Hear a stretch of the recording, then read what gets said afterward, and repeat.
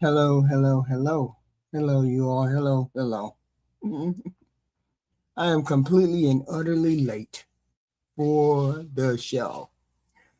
But it's okay. It's okay. Please hit the like, share, and subscribe. Please hit the like, share, and subscribe. I'd appreciate it. I appreciate it. I appreciate it. I appreciate it.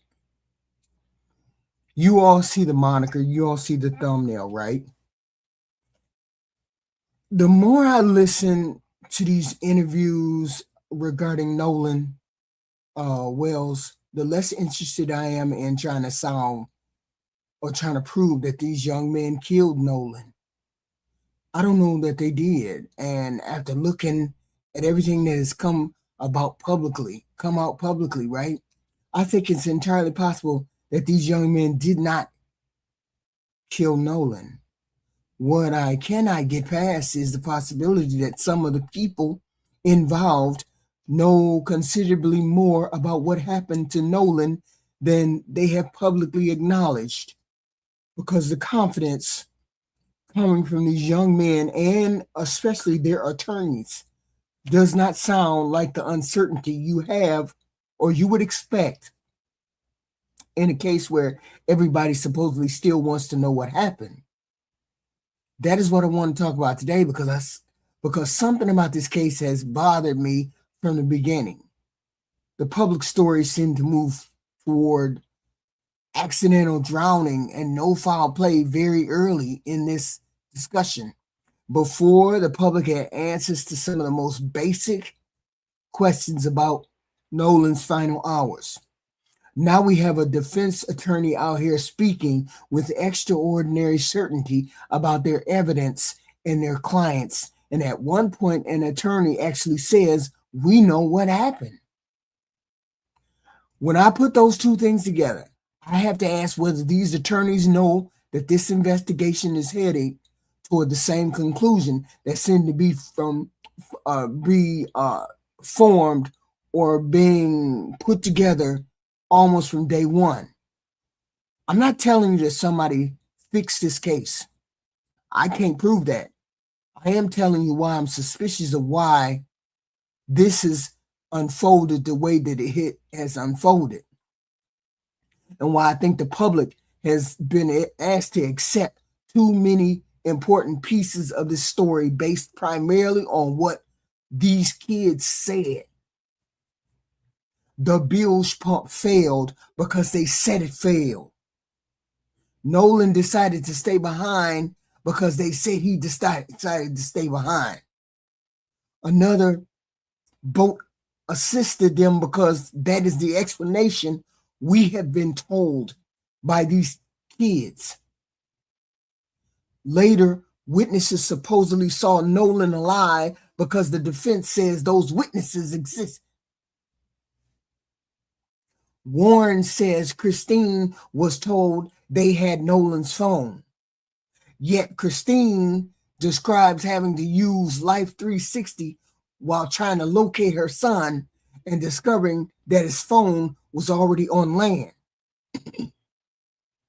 Maybe every one of these explanations is true. I'm not dismissing them simply because they come from the defense. My problem is that Nolan Wells is dead. His mother still doesn't know what happened to him. And the people who sound most certain about this case are the lawyers representing those young men who have been under public scrutiny. That is why I want to go back to the beginning and look at how we got here. How did we get here? Please hit the like and subscribe. Also, make sure you turn on all notifications.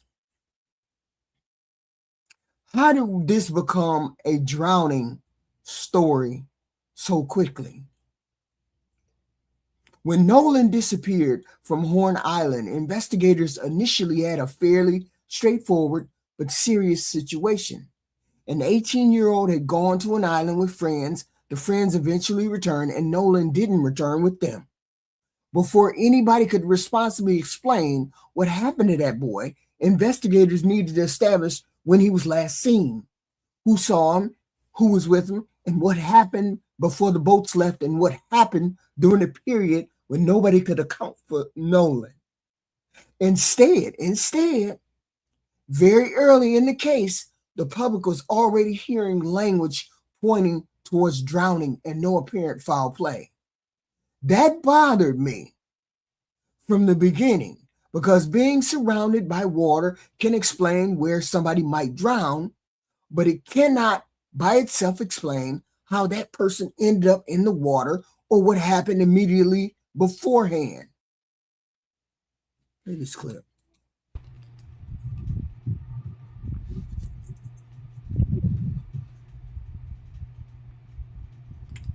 Processing this tragic event and all of Nolan's close friends. And we're still waiting for 100% confirmation. I'll assure you that the Jackson County Sheriff's Office, we're looking at this whole case just like we would any other case, and we're going to be as thorough as we can. Now, Sheriff Ledbetter tells me that even with the autopsy scheduled for tomorrow, he doesn't believe that there were any signs of foul play. But again, this is a very active investigation, and as answered... A very active investigation. This is where my first question begins. What evidence existed that early in the investigation? What evidence existed that early that justified becoming comfortable, that sheriff became comfortable with a drowning explanation? What evidence was there? I'm not saying drowning should not have been considered. Obviously, it should have been considered. I'm asking why it appeared to become such a prominent explanation before some of the basic questions surrounding Nolan's movements had been publicly answered. The boat's Garmin data gives us something objective. The reported GPS analysis shows that the boat carrying Nolan to Horn Island arrived at approximately 11:14 that morning, remained near the west tip, and departed at approximately 4:31. Early public reporting placed Nolan's last sighting around 3 p.m. That leaves a period before the boat departed that needed to be accounted for. And GPS cannot tell us what Nolan was doing during that period. GPS can tell us where the boat was. It cannot tell us who Nolan was talking to, where he walked, who was standing beside him, or what happened to him. The defense now says there are witnesses who placed Nolan alive later on. If those witnesses can independently establish that Nolan was alive after these young men departed, that's extremely important evidence, and I would have no problem saying that it substantiates or substantially helps their defense. What I want to know is who those witnesses are, how the time was established, when they came forward, and what corroborates their accounts. Those are reasonable questions because a later independent verified sighting could dramatically change the timeline. There's another problem with the argument that Horn Island was simply too crowded for something to happen unnoticed. We have repeatedly been told there were large numbers of people on that island, and the defense itself uses the crowd as part of its argument that these young men could not have done something terrible to Nolan without somebody seeing it. I understand that argument, but it creates an obvious question in the other direction. If there were too many people around for something nefarious to happen, somebody to do something nefarious to Nolan, then there should have been too many people around for some people not to notice something innocent happening, like Nolan drowning. If it was that many people on that island, regardless of what happened, somebody should have seen something. If there were too many people around, where are the people who can tell us what actually happened to Nolan? And I'm not saying nobody saw Nolan after his friends say they left him. The defense claims later witnesses did. What I am saying is that if this island was packed with people, somebody should be able to help fill in this timeline after 4/31. Who saw Nolan? Who spoke to Nolan? Was he alone? Was he with somebody? Did anybody see him go into the water? Did anybody see him swim? Did anybody see him in distress? If he remained on the island after his friends left, somebody presumably had an opportunity to see what happened next. That is why I cannot accept there were too many people around for anything to happen to Nolan. Nothing could have happened to Nolan. As the end of the discussion, that can't be all that happened. If the crowd is evidence when it helps the defense, then the crowd should also be a potential source of witnesses who can tell us what happened to Nolan. The same problem appears when I look at Nolan's phone. Because once again, we have accounts that may ultimately have an innocent explanation, but the public sequence still leaves a very basic question unanswered. Please hit the like and subscribe button, please and thank you. Christina's description of the night Nolan disappeared is important because it tells us what she understood at the time, not what everybody reconstructed later on after the interviews, the lawyers, and the public scrutiny entered the picture. What she knew the night of Nolan's disappearance. According to Christine, Warren called and asked whether she had seen or spoken to Nolan. Christine says she had not because she believed Nolan was still with the people he had gone out with. Listen to her describe that call. I saw his friend's name and my heart just dropped. Which friend was it? So this was Warren that called. That Warren called. Which, and he did say, hey, Miss Christine, I guess trying to calm the parent in me, but, you can't calm that. You tell me my child is missing. Do you remember his words? What did he say? He said, hey, Miss Christine, have you seen Nolan or talked to Nolan? I said, no, I thought he was with you guys, He's like, no, nobody's talked to him. We left the island at, I think he said 3 p.m., and he wanted to stay because he was talking to a girl named Katie. And so then it turned into, Katie is also missing. No one can find her. And the explanation of no one knows this Katie, like we've never met her type of deal. That conversation raises a question by itself. Warren is asking Nolan's mother whether she's heard from Nolan. But we later learned that Nolan's phone had returned from Horn Island without him. If the group already knew they had Nolan's phone, then the fact that the phone was separated from Nolan should have been one of the most important pieces of information in that conversation. Now listen to what Christine says she did afterwards.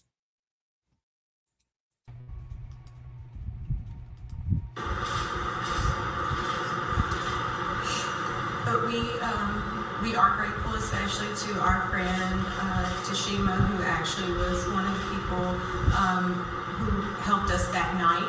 She went and picked up his cell phone from where it was, and then provided that to us because we of course contacted authorities to figure out who to do the report with, whether it was the county or the city, which then turned into DMR, who I contacted immediately from there. And, but so Our friend actually, when I called her, Nolan is best friends with her two sons, Jalen and Javon. When I called her, I said, Tashima, have you seen Nolan? He's missing. No one has seen him. No one has talked to him. The boys were actually with her sons. So they opened up their Snapchat because a lot of the kids do have their locations where they're tracking one another. So one of the boys says, well, it's showing that I can't exactly remember what his location was showing, but my Life 360 location was showing something completely different. It was actually showing that his phone was like he was on land. And so we ended up, she received the phone from that parent, and then we met up where his car was, which was at a separate location. There were issues. So this is the part I cannot get past. Christine is trying to locate her son. Her friend's sons are checking Snapchat. Christina checks Life 360 and she discovers that Nolan's phone is showing on land. Her friend then goes to retrieve that phone. Warren later goes on Officer Tatum's show and gives his own account of what happened with that phone. Family, and my buddy went out to his truck and handed the phone over. No complications, no issue, nothing. But I mean, I told Miss Christine that we had his phone and he had left it in our possession on the boat. When did you, Miss Christine is Nolan's mom? Correct. When did you? Warren said he told Christine that they had Nolan's phone. I'm not going to call Warren a liar based on the difference because there are ways these accounts could fit together. Christina could have been told they had the phone and then checked Life 360 to determine exactly where it was. There could have been confusion during a frightening and chaotic conversation. People's recollections of a stressful night can also differ. What I want is a sequence because the sequence is important. If Warren told Christina during the first call that they had Nolan's phone, why does Christine's description sound like she was actively trying to locate Nolan and discover through Life 360 that his phone was already on land? Why did she need to ping the phone to determine where it was? When exactly did Christina learn that her son's phone had returned from Horn Island without her son? There's another practical question here. If Warren knew Nolan's phone was in the group, asking Christina whether she had heard from Nolan becomes more complicated because Nolan did not have his phone. He certainly could have borrowed somebody else's phone, and I'm not pretending that his own phone was the only way he could communicate. My point is that knowing Nolan's phone had returned without Nolan would have been extremely relevant information when calling his mother to ask whether she had heard from him. This is exactly what I mean when I say too much of this case still depends upon accepting those boys' account of what happened. Warren says Christina was told. Christina's description leaves me wondering when she was told. That is something that should be easy to establish through phone records, interviews, and the people involved. I do not need a conspiracy theory to ask that question. I just need a clear timeline. The next part of the case presents the same problem, and that is the alleged bilge pump failure. Notice I said the alleged bilge pump failure. Please hit the subscribe and the like button, please. I have changed the way I talk about the bilge pump because I want to be accurate. I previously treated the bilge pump failure almost like an established mechanical fact. Based on the public material we have reviewed, what I can actually establish is that somebody called CETO and reported that the bilge pump had stopped working and that the boat was taking on water. Those are not exactly the same thing. Let me say it again. These are not the same thing. That's the contradiction. Listen to the call. They Nikki speaking. How can I help you? Hey, we're at the west tip of Horn, and our village pump stopped working. We're sinking. Can y'all please come? We have a membership.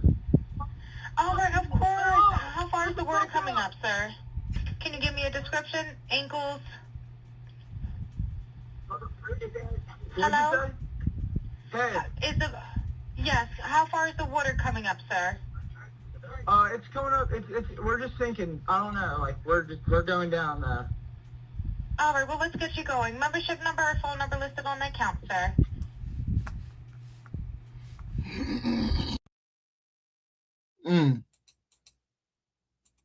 The caller says the bilge pump stopped working and describes the boat as sinking. I'm not saying he was lying. I wasn't there, and the public material we have reviewed does not allow me to establish that the pump was working normally neither one way or the other. My point is much narrower. The recording proves what the caller reported. The recording itself does not mechanically diagnose the boat. That distinction matters because this alleged mechanical problem becomes part of the explanation for why the group needed to leave Horn Island when it did. If investigators inspected the bilge pump and documented the failure, that would answer part of my question. If the person who assisted them saw the flooding and can independently describe the condition of the boat, that would prove corroboration. If repairs were subsequently made and documented, that would matter too. Then we have another interesting portion of the CETO call.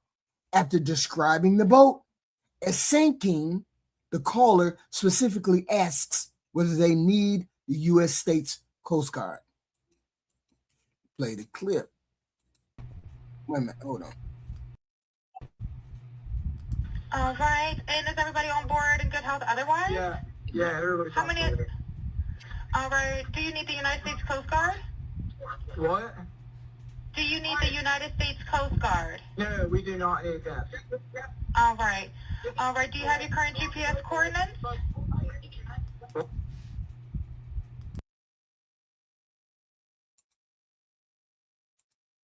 My question is, why don't they need that? If he's sinking and we're going down, and we're sinking, you would want anybody that's available to come get you. Wouldn't you want anybody that was able to get there quickly to come get you if you were sinking? He declines the Coast Guard. That does not mean the emergency was fake. A young person could initially panic, realize the situation was manageable, and decide the Coast Guard was unnecessary. Nearby boaters could also have begun helping while this was happening, right? There are ordinary explanations for this decision, and those explanations should be considered.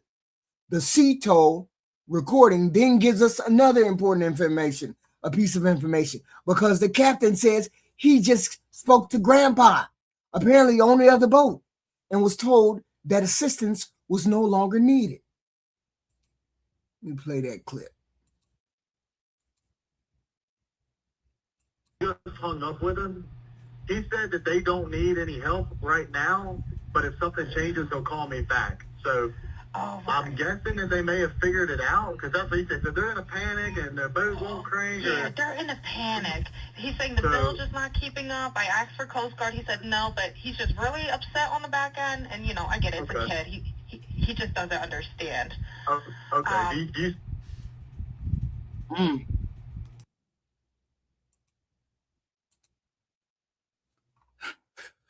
According to the recording, the CETO's subsequent account, the owner canceled because other assistance had been obtained. That may be exactly what happened, but once again, I want the independent piece of the story. Who provided the assistance? Who helped them? Who is the person that arrived and helped them? Okay. Who provided that assistance? What condition did that person find the boat in? And what exactly did that person do to help them? The GPS information also matters here. The Garmin analysis reportedly shows the boat departing Horn Island around 4:31, traveling very slowly for approximately 2.75 miles until roughly 5:24 p.m., and then returning to normal speeds of roughly 30 to 35 knots.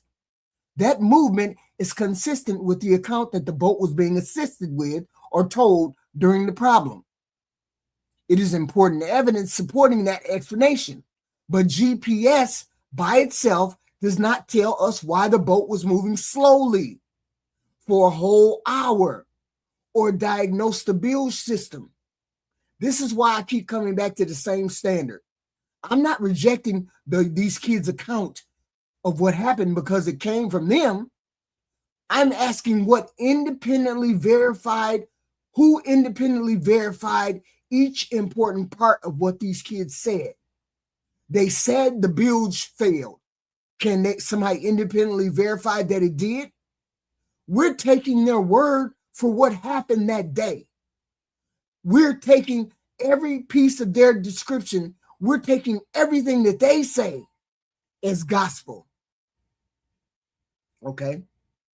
There's a big difference between saying their explanation is impossible, and saying their explanation still needs corroboration. I'm saying the second one. It still needs corroboration. Then the young men themselves addressed the suspicion surrounding Cito on Officer Tatum's show, and this is where I think the interview begins answering a question that I'm not actually asking. Play the clip. So what do you guys think about that audio? Well, I can go ahead and say that as you posted that clip of all of us on the boat, you know, as it's rolling, not rolling, but right there sitting in the water, Wyatt's on the phone with Cito in that clip. I mean, he's on the phone. Wouldn't you think that you would have seen Nolan on the bottom of on the floor or something? Or scrambling around, or everybody in a small space on the boat looking at him or something. I mean, it's just so crazy to think that, why would we call Cito if we have a dead body on the boat? I mean, why would we call the Coast Guard? You know, why would we do the things we did if we know we killed somebody? And then another following up on that is, why aren't we in jail yet? I mean, we're not geniuses. Yeah, I would have this. The single most question that I would have would be, who took the picture of y'all? Who's on the other boat? Somebody's very, very close to you all. Nolan could have been on that boat. While they were taking a picture of you, U7, Nolan could have been on the boat behind them. So that doesn't prove anything. You saying that why would we call a Coast Guard? Why would we call Cito if Nolan was on our boat? No, Nolan was on the boat where the camera was. That could have been it. Their argument is essentially that calling Cito would make no sense if Nolan were dead on their boat. I understand the logic, but that does not answer my question, because I am not alleging that Nolan's dead body was sitting on their boat while somebody called Cito. That's not what I'm saying.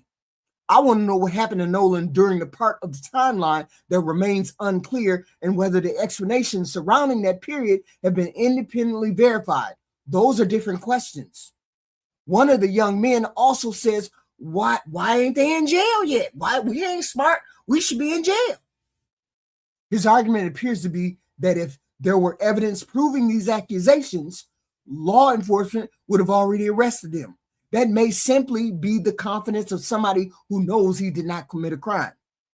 However, when I combine the confidence of these young men with the confidence of their lawyers, I start wondering whether their certainty comes from something more concrete.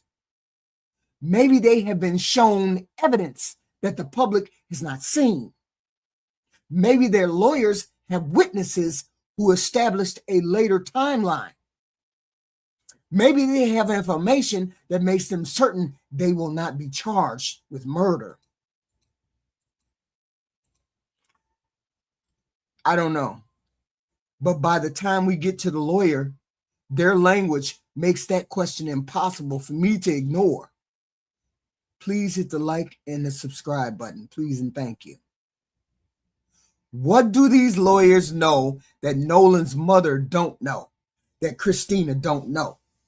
What do they know? This is the part that changed my thinking about this case. I started out concentrating primarily on whether these young men themselves could have been responsible for Nolan's death.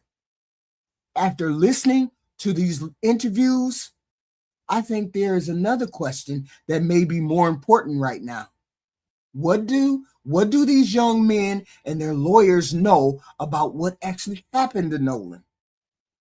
One of Nolan's friends is directly asked what he thinks happened, when his answer contains uncertainty.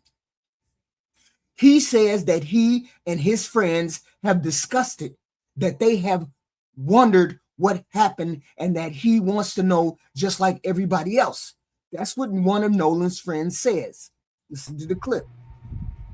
Morgan, Warren, and Jax left the island at about 4:30 p.m. That's it. They were gone. That is not open for debate. So that's... Let me play this one. Hold on. It's just kind of concerned me with like how people have the time of day to just make up complete lies out of something that they have no evidence of and to post on social media to put other people down. It's insane to me, like how like just people push this and, you know, want to make this a story that it's absolutely not. I don't know what happened to Nolan. My friends don't know what happened to Nolan. But for people to come around and say, oh, this happened for a fact, and I know this, and there's no telling me otherwise, then that's just stupid. You have no, like, half these people that are saying all these crazy things on the internet, those lies have already been debunked. There's evidence supporting this is a lie. Like, why are you still saying this? These people just have no idea what they're talking about, and it's very clear because a lot of these people just speak without thinking and post stuff without thinking. But at the end of the day, it just looks really stupid on their page and whatever they're posting on. But it's just sad. Like, people really take the time out of their day to post a bunch of BS lies on a bunch of 19 and 20-year-olds who have never done anything to hurt anyone and, loved their friend. Like, I love that man more than anybody. And like, so did all my friends. And it's absolutely horrible that these people want to come on and push this narrative that we had something to do with this or we killed our best friend. It's just sick to me, Brandon.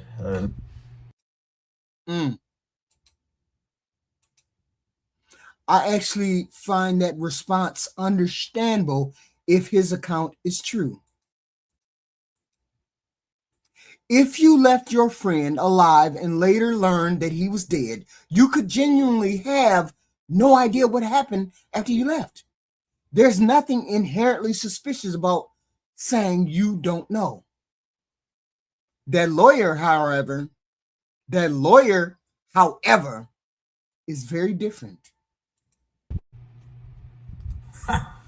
Tyler Cox really likes evidence. I really like evidence. Morgan, Jax, Warren, we really like evidence. And that's the difference between the other guys and us. Oh, no. We really like evidence here. Okay. Tyler Cox, Morgan, Jax, Warren, we really like evidence. And that's the difference between the other guys and us. And we have evidence. We have the receipts, we have the goods, and we're going to be presenting it in court. And I will say, once we present it in court, we're going to say, now you can't leave. Do you think that the other side, because I've seen... Well, we don't need to listen to that. But we heard all we need to hear. That attorney says he has evidence. He has the goods. He has the facts. He refers to receipts and talks about having all the goods. And then he makes the statement that interests me more than almost anything else in these interviews. We know what happened. Let me play this clip. Fact. They were gone. And at that time, Nolan Wells was still alive. Now, I'm not going to name them out of respect for their privacy, But just as one example, there are two very fine, upstanding members of the Ocean Springs community who saw Nolan Wells at about 10 minutes to 6 p.m. So about an hour and a half after these fine young men had left the island, they were gone, departed. Nolan Wells was alive. And these two witnesses, two very reliable, very credible, and very upstanding members of the community, they saw Nolan. And they've known Nolan for years. There's no chance that they made a mistake. And by the way, this can be corroborated through other evidence, other eyewitness accounts.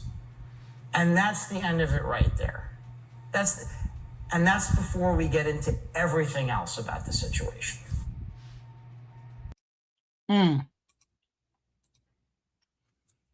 We know what happened. That is a remarkably strong statement. I have the goods. We have the goods. That's a very strong statement for a defense attorney to make, because it goes beyond simply saying that he believes his clients are innocent. It naturally raises the question of what exactly he believes he knows. Does he have evidence establishing how Nolan died? Does he know who Nolan was with after these young men say they left? Does he have independently verified witnesses who placed Nolan alive at a later time? Does he have video, phone records, location data, or forensic evidence that the public has not seen? Does he simply mean that he knows enough about the timeline to establish that his clients could not have been responsible? Any of those explanations could account for this confidence, this solid and deliberate confidence. But I want to know which one it is. I want to know which one it is. Any of those explanations could account for his confidence, but I want to know what he thinks he knows or wants to. I want to know which one it is. The difference between the client's language and that lawyer's language is what catches my attention. One young man essentially says that he and his friends still wonder what happened to Nolan, while the attorney says that they have evidence and know what happened. Those statements do not necessarily contradict each other, because an attorney could possess information his client did not personally witness. The attorney could also be using "we know what happened" in the narrow sense of knowing what happened during the portion of the timeline relevant to his clients. However, that still means the lawyer believes he possesses information that resolves something important about this case. That is where the attorney's confidence connects directly back to the beginning for me. Very early, this case appeared publicly to be moving toward drowning and no foul play, according to Sheriff Ledbetter. Now, while Nolan's mama is still asking what happened to her son, the defense attorney, the defense lawyer, sounds extraordinarily confident that he has evidence explaining what happened and clearing his clients. I cannot prove those two things are connected, but I would be foolish not to notice those. This is why I keep asking whether the investigation reached its conclusion after following all the evidence, or whether a conclusion formed early and subsequently evidence has been interpreted within that framework of mind. If you tell me that he drowned at the beginning a week ago, most people are going to look for the evidence that that person drowned.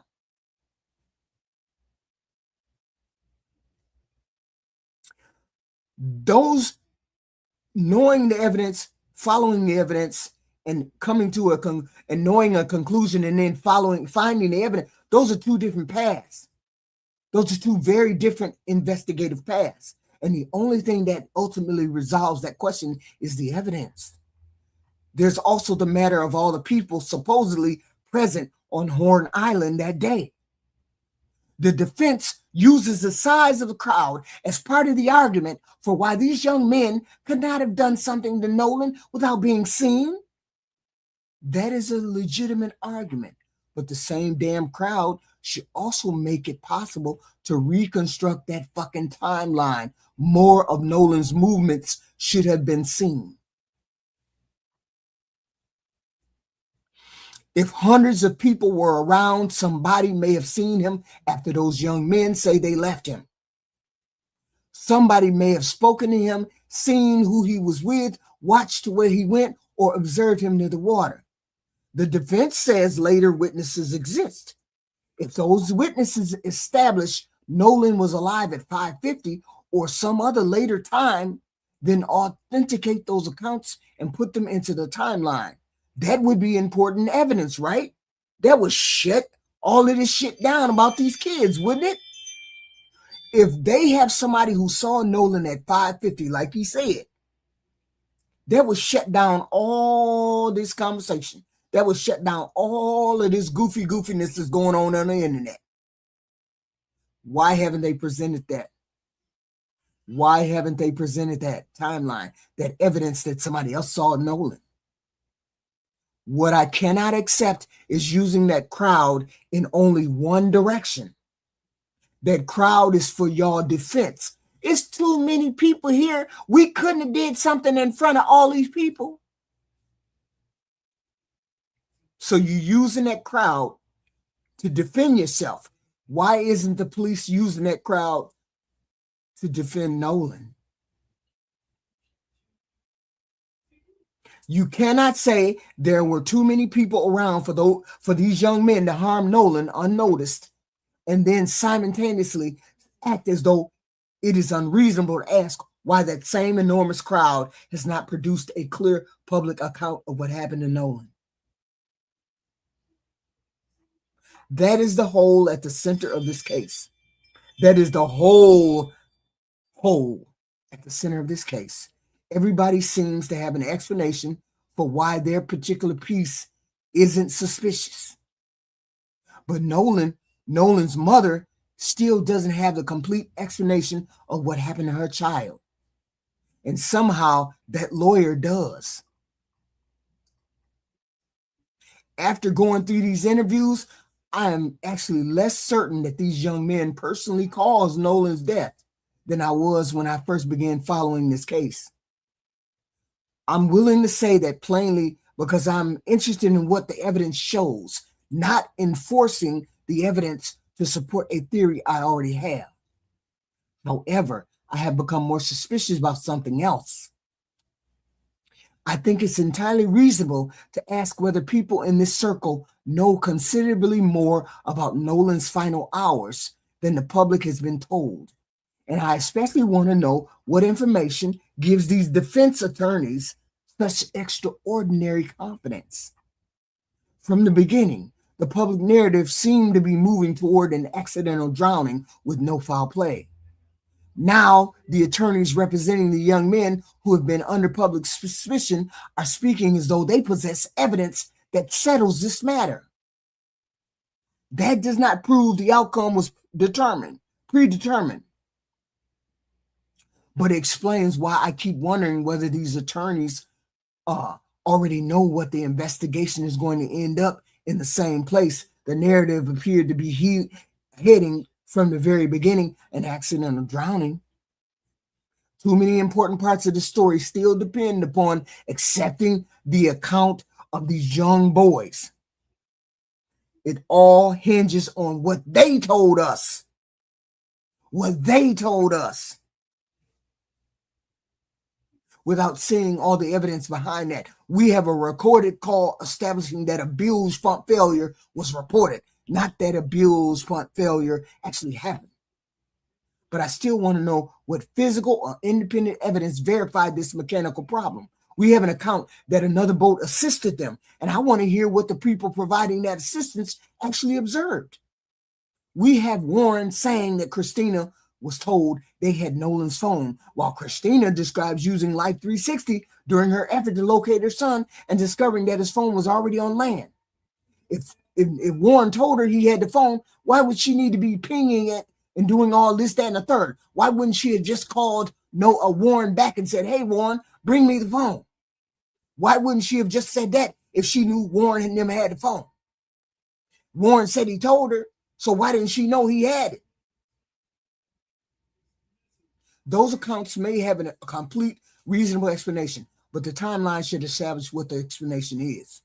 We also have the argument that Horn Island was packed with people, and therefore it would have been extremely difficult for these young men to do something to Nolan without somebody seeing it. I'm willing to consider that argument. But then I also want to know what all those potential witnesses saw after these young men say they left. If later witnesses can establish that Nolan was alive after the group departed, that evidence needs to become part of the factual timeline rather than simply another assertion from the defense. I don't want to fucking hear that from the defense. I want to hear this independent corroboration from those two witnesses who were the ones who saw Nolan at 550. Don't have no defense. Don't have the defense come out here talking about, we got people who say we saw him at 550. No. I need that fucking Sheriff Ledbetter to come out here and say, well, we have witnesses that blah, blah, blah, and blah, blah, blah. None of these questions require me to accuse these young men of murder. And I am not doing that. It is entirely possible that they did not cause Nolan's death. It's also equally possible that they did. But what I can't get past is the C-toll call, that noise in the background of that C-toll call.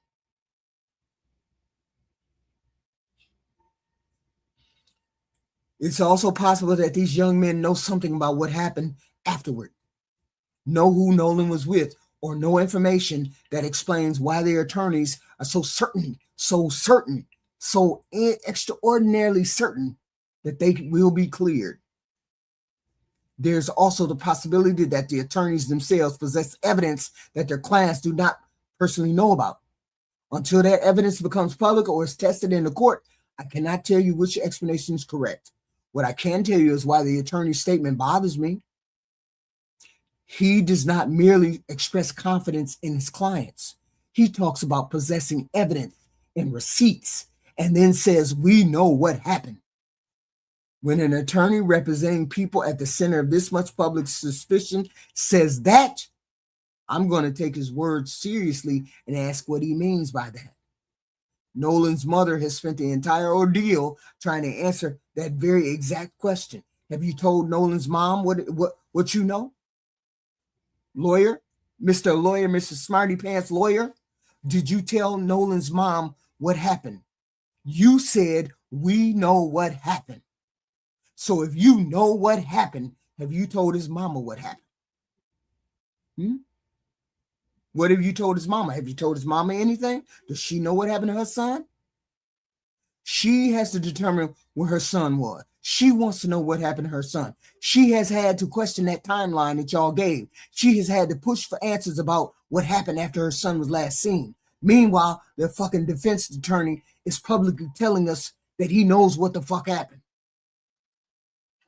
You telling us what happened. You said you know the goods. You got the goods. You got the receipts. Did you tell his mama what happened to him? That boy. Did you tell him his mama what happened to her boy?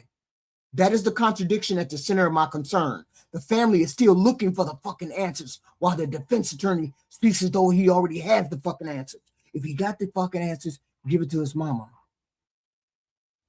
Otherwise, shut your ass up lying on TV. That is also what I meant when I say the fix is in.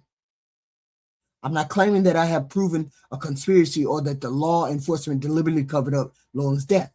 My concern is that the accidental drowning / no foul play explanation appeared very early, and everything that has happened since makes me question whether that conclusion was reached after all the evidence was examined or whether people became committed to that conclusion before some of the most important questions were answered.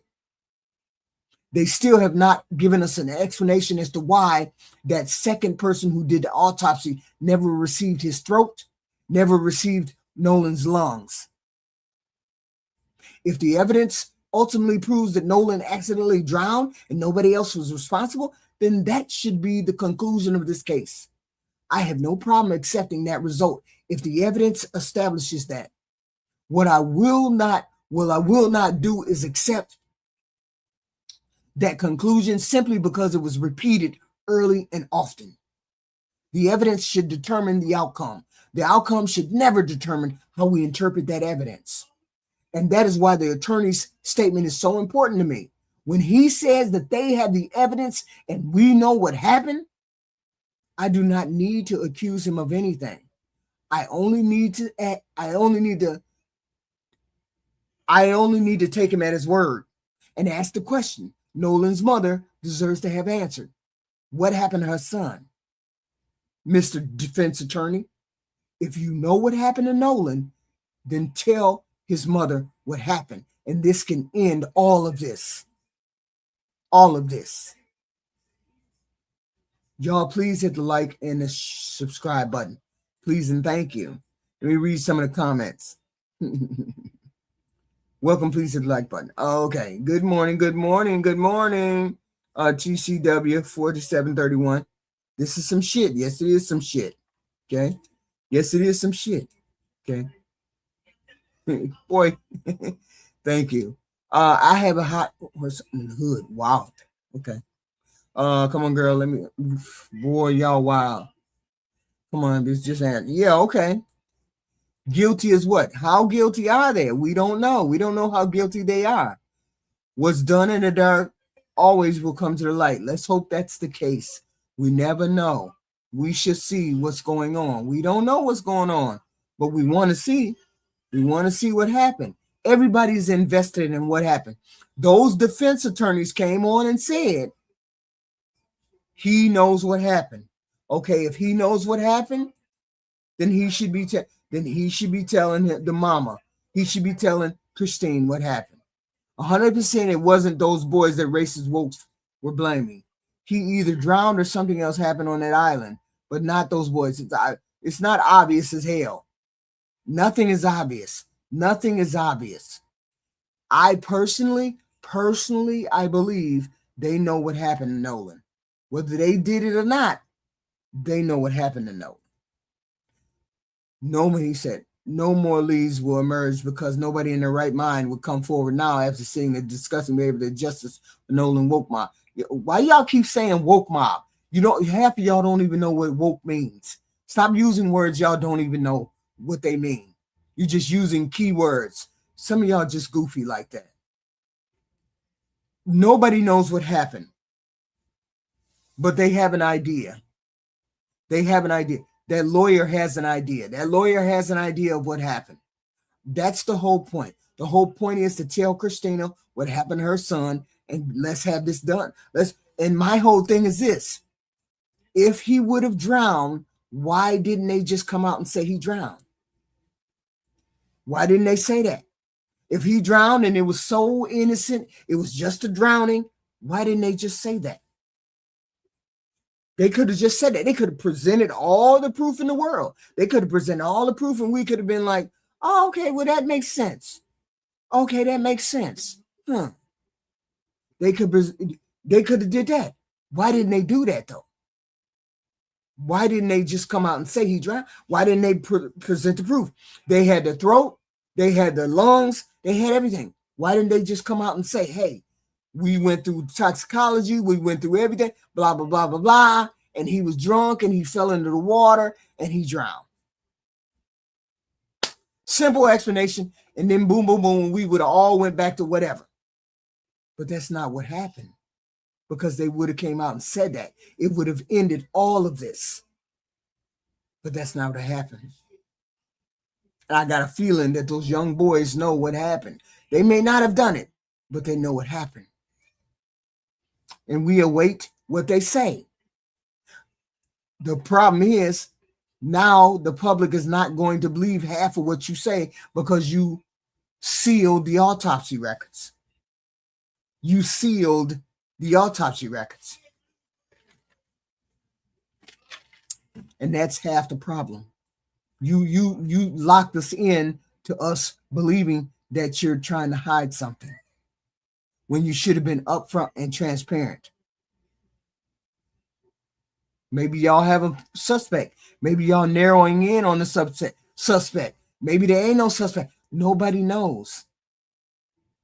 I personally believe they didn't do anything, but they know who and what happened to Nolan. And that lawyer is so confident, I'm pretty sure he knows what else happened.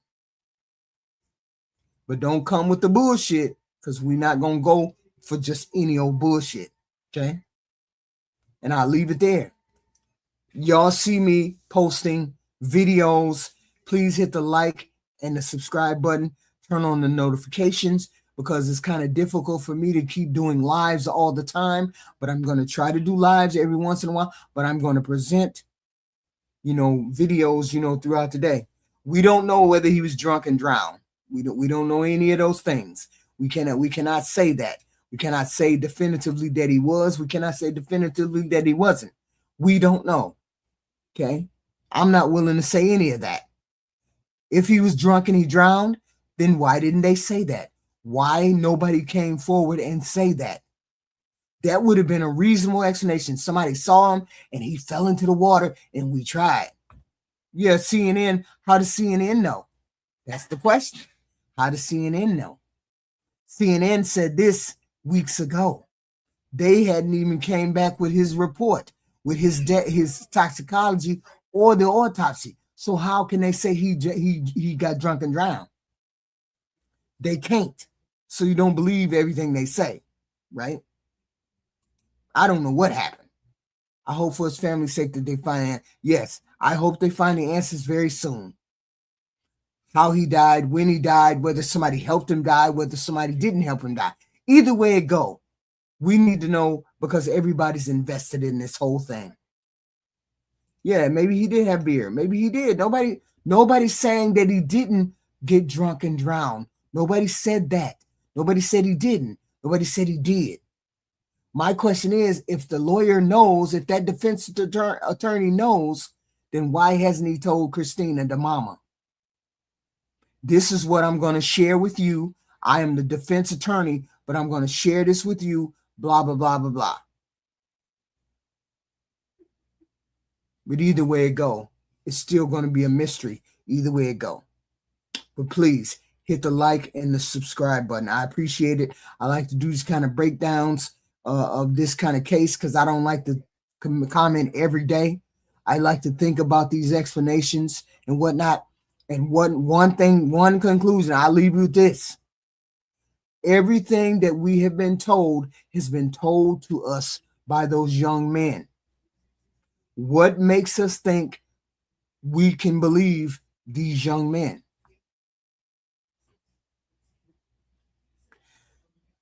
They said they had mechanical failure, a bilge problem. That's because they said it. We don't have any corroborating evidence to say they had a bilge problem. They said that. They said they never saw Nolan after 4:30. They said that. They said all of our evidence, all of this is based on what they said. That's all I'm saying. It's weird for the kids to have said, we don't need the Coast Guard. We don't need nobody coming to get us. We don't need nobody.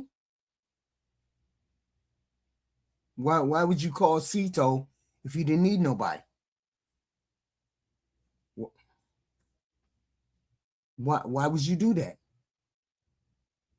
I'm just saying. These are questions that I have, still have, and will continue to have until they get a complete explanation. And what I'm saying is that defense attorney seems to be very confident and very cocky.